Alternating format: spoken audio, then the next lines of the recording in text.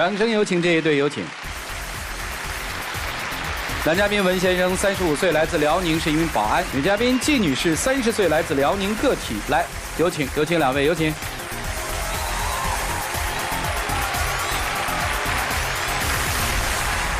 欢迎两位哈，结婚7年了哈，小片里说，认识多久结的婚啊？认识5年。哇，12年了哈，这怎么那么委屈啊？是第一个男朋友是吧？初恋就嫁了，嫁就嫁7年了哈。你现在挺好的吧？应该别这样呀。有娃了吗？啊，有了。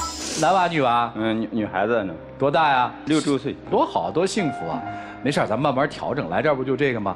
是谁要来的呀？今天？我说来的。啊，你说怎么了？从去年12月份到现在，我就感觉他什么事儿都不跟我说，我啥都不知道。就像我俩婚前买房子嘛。然后当时付首付也没有钱，然后就说把我结婚的礼钱拿出来付首付，然后买的房子啊。这几年我俩一直在还贷款啊，然后去年10月份的时候全还完了。哟，好事儿啊！然后之前我跟他说过，我说要是贷款还完了，我说把我的名儿给加上吧。啊。但是这个事儿他就没有主动跟我说过，我提出来吧，他也不冷不热的。为啥呀？之前我认识他12年，11年，我是天天哄着他。啊，先别说哄啊，你回答我问题。现在房本上有他的名字？有没有？有7月份加上的，加了吗？从12月份，但是到3月份的时候为什么没加？因为你还要追究当时为什么没加啊？就结果出来了，就因为3月份没有加，所以到6月份我俩就闹得大矛盾了。所以这其实恰恰就是我特别想关注的一个问题。如果夫妻感情好，谁在意加不加呀？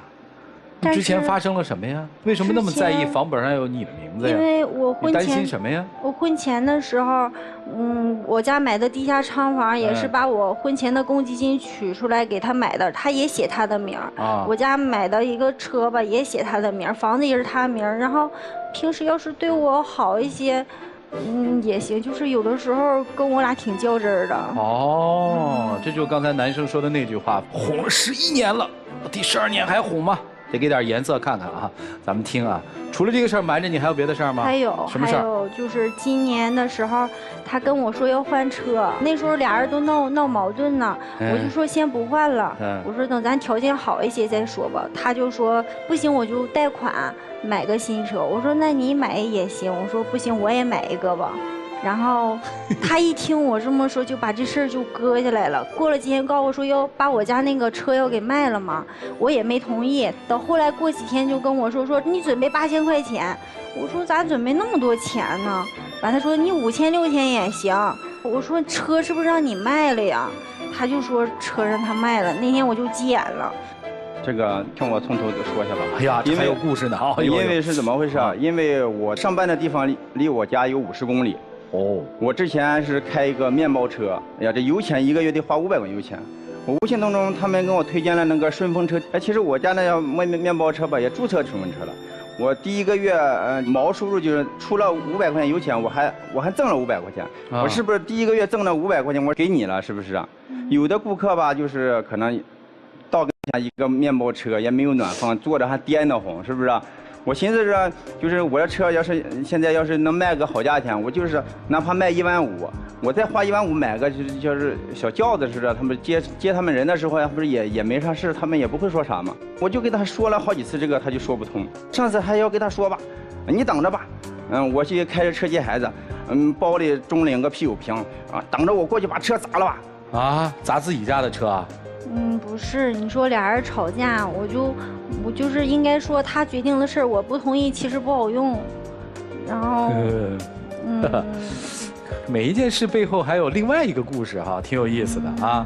那个车卖了没卖？车卖了，其实卖给一个就老板，就是一个工地上，就是价格卖的挺好的啊。我现在又买了个车，我这1个月又挣了好几千块钱了。这钱给他了吗？这个钱没给，1个月挣了500块钱，就是我给他，我给要100块钱加油。他都不给我，你知道吗？你们家钱都是你管是吗？不不是。我现在银行卡是不是在你那块？他银行卡我不知道密码，什么都不知道。我的工资卡之前是不是你都一直管着的？是不是？最近我又找了一个新的工作吧。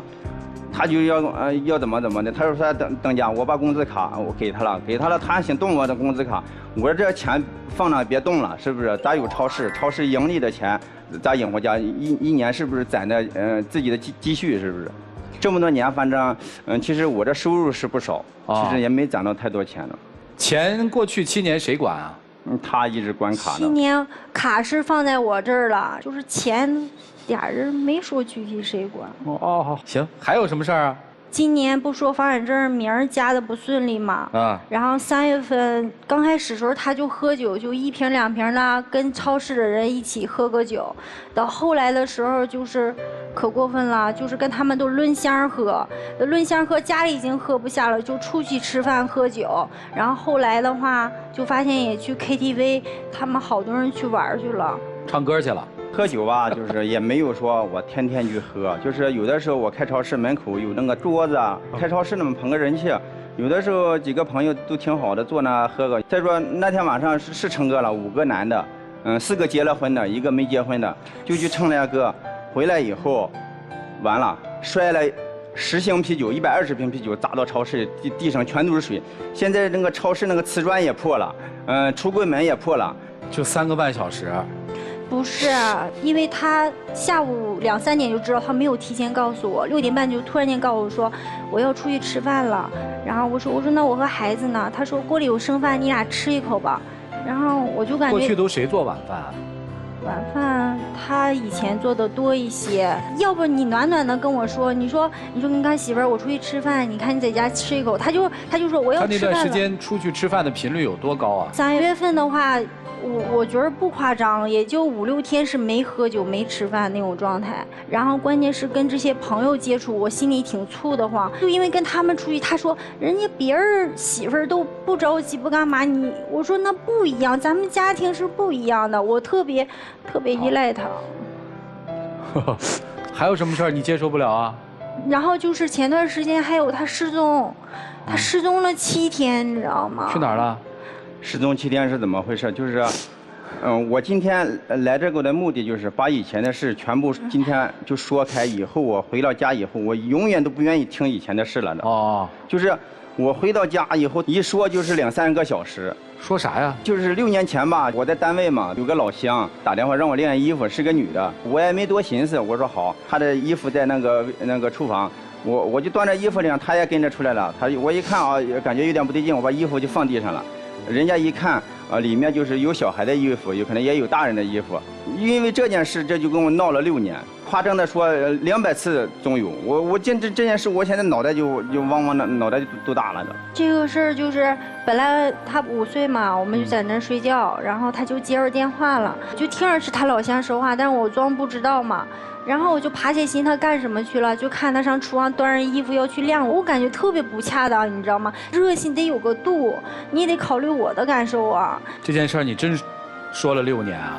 不是说6年。他们说你什么呢？因为就说跟别人晾衣服怎么了，就是闹嘛，是不是？因为晾衣服这个事儿吧，先不说恰当不恰当，就因为我当时我说你干什么，然后他跟我吵起来，就在咱家属院骂我说我有病，这么多年天天骂我有病，就说我有病。我没有天天骂你有病的。真的，就那天孩子小，吓得哇哇哭。我说你不考虑我，你考虑孩子，他不管，他就从那次大吼以后，然后我也是有的时候就跟他大吵。哦，以前还有别的事儿吗？我心里感觉就是他对，就是还是就对别人可热情了，对我就是他就不管我。你怎么想他失踪那7天啊？那7天，我就比喻一下，就跟小孩断奶似的，就是我因为其实吧一直没有离开过他，就算是离开了，电话和信息什么都没有断过，但那7天没有联系。哦，他出门之前跟你说了吗？他说他走了，然后现在每次吵架都告我走了，我再就不回来了。所以说我知道那是他的底线，所以就尽量不触碰了。哦，什么是他的底线啊？他现在就是我一跟他说话凶了，或者吵架了，他就说他要走了，他都不回来了。7天离家出走了是吧？走了，正好我还有单位我上班嘛，我直接就正常上班了，正常该回家了，我没回家就是。那在单位待了7天。对。不想闺女啊？行，我失踪7天，他没给我打过一个电话。他以前动不动就失踪，一失踪吧，行不行？我电话打着，车去接着。这是他失踪的时候，我失踪的一个电话没有。到最后第7天的时候，我给孩子打个视频又好了。紧接着到第2天了吧？到第1天晚上说，哦，你明天回来吧，回来再说清楚，还要跟我闹。哎呀，我都闹的，就真是我闹怕了都。你还想过吗？这么多年，我觉得也放不下。哦，还想跟他过哈？你还想过吗？想过，你不好好过，他应该是你生活的全部，是吧？是不是这意思啊？我听得对吗？之前的时候太依赖了。知道他依赖你吗？你知道，我也挺依赖他的，其实。啊，行吧，怎么办吧？一起进入丘比特问卷。一对情侣嘛，走入婚姻，其实我们都应该有义务去让彼此成熟起来了。至少在看待爱情、家庭、孩子和彼此的感情这件事情上，跟7年前应该是不太一样了。我觉得这个应该叫做成熟。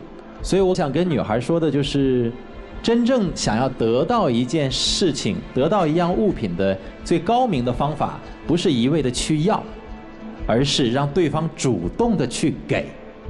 那对方怎么样才能主动的给你呢？你需要做的就是不断努力的提升自我价值，让对方觉得你值得被拥有，而不是一发火就10箱啤酒瓶子摔在地上。任何一个人都受不了。2个人在一起生活，一个屋檐下，所谓的互相迁就、互相适应，一定是有一个人先把自己的刺先拔掉了。那另外呢，男孩也是有问题。一个女孩这么去依赖你，你不能视而不见、听而不闻，你就要慢慢的在每一天当中不断的去铺垫、去扭转，而不是要等到日积月累，累到一个质变的时候突然崩溃了，直接就一摔门走了，消失掉了。毕竟还是有一个小朋友的，你们天天以泪洗面，张嘴就打，你们有考虑过旁边的那个小朋友他看在眼里的心情吗？你们有想过他10年之后长大成人，他会用什么样的方式对待这个世界，对待自己未来的爱情吗？我很负责任的说，你们的女儿长大之后，恋爱观都是畸形的，因为你们没有给她一个很好的环境嘛。所以我觉得无论于从哪个角度，你们都不能再这样继续下去了。我特别希望你们能够走出来，啊，加油！好，谢谢张老师。来，沙老师。女生，你刚才一直委屈，一上来就哭，说的第一句话就是他现在什么事儿都不跟我说了。对。你是不是觉得你现在抓不住他了？也不是抓不住，就是夫妻2个人，我感觉应该是正常的话，沟通很重要，对吧？对，然后是的，你说对了，很重要的一个夫妻相处之道就是沟通，但是夫妻相处之道还有第2点，就是懂得分寸。如果你要是一味的用蛮劲儿的话，最后受伤的只有你自己。就像弹簧，你把它压到了最底部，它有一天迟早会反弹，把你弹走，把你弹开。那个时候，你可能再问为什么，问1000个、10000个为什么，没有为什么，只有一个原因：我对你的爱已经消耗殆尽了。我相信他现在心里的声音肯定有一句话是这样的，只不过可能没有到这么严重的地步。但是如果你再这么一直的紧紧相逼的话，可能真的有一天就会发生这样的事情，到时候你再后悔已经来不及了。还有男生，我觉得你一上来说宠了他11年，觉得再也不想这样下去了。实在是我是受不了了都。他现在这么作，在你看来如此作，如此跟你闹，为什么？他在寻求你的关注。为什么要寻求你的关注？因为你变了。但你为什么宠了他11年，到现在第12年的时候不愿意再宠了？如果你既然不能保证这一辈子对他是一个态度的话，你为什么一而再再而三地惯他这样的脾气呢？今天的他就是你造就的，你也要懂得尊重，也要懂得留空间。所以我觉得你不能一味地说他现在很作，闹得你觉得你不想再回家，你在逃避问题。你如果越来越逃避问题的话，最后没有得到一个解决，到最后你就是把自己逼走了，离开这个家了。所以我觉得2个人在接下来都要反思各自的问题。不要担心他是否会变坏，他的心在你这儿，他怎么可能变坏？干嘛要干涉他交友？如果你要是还是一直这样没有意识到这个问题的根本性的话，一直这样的强硬的去干涉的话，最后你就是把他逼走。多为对方考虑吧，好吧？不要只念自己受的委屈。两个人都是，不要只念自己受的委屈。谁在生活当中都不容易，都有委屈。但是只看到自己的委屈，看不到对方的好和对方的付出的话，那日子就过不好了。好吧？多感恩，谢谢。好，谢谢沙老师。来，涂老师。看着在舞台上潸然落泪的一个柔弱的女子，我想象不出，你是她最终所描述的那个张牙舞爪的女人。看着男人本分厚道的样子，我也想象不出他是你嘴里所描述出来的那个不着边际的男人。到底哪个才是生活当中真正的你们？想过戒除武力，面对现实。亲爱的，来了这以后啊，就是咱们主持人还有评委给咱们这个坎给解开，以后咱们回去好好过日子。就是说，认12年吧，我给你做了11年的饭，你放下以前，这次回去再也别提以前了。其实我的脑袋就是都要快炸了，就是我还会给你做饭的，对吧？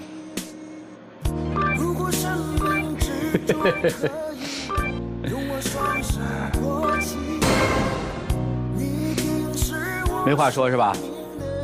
没话说，来，我们亮灯。好，谢谢两位，请回吧。